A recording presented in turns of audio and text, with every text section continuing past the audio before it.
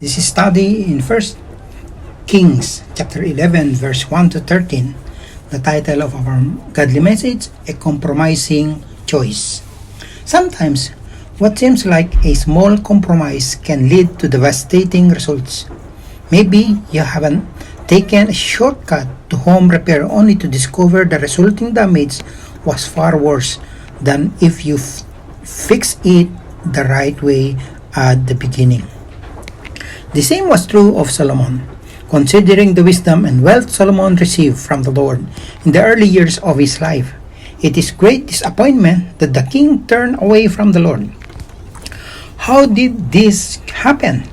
The desertion comes through worshipping false gods.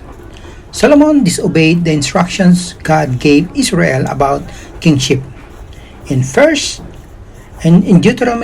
Deuteronomy chapter 17 verse 14 to 21, God commanded that Israel's kings were not to take many wives.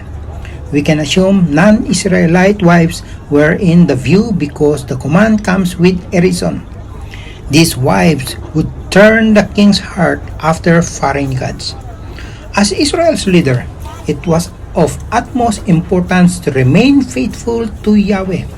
For as the heart of the king goes, so goes the nation.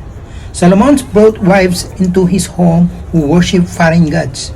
Over time, he allowed himself to be persuaded to worship those gods.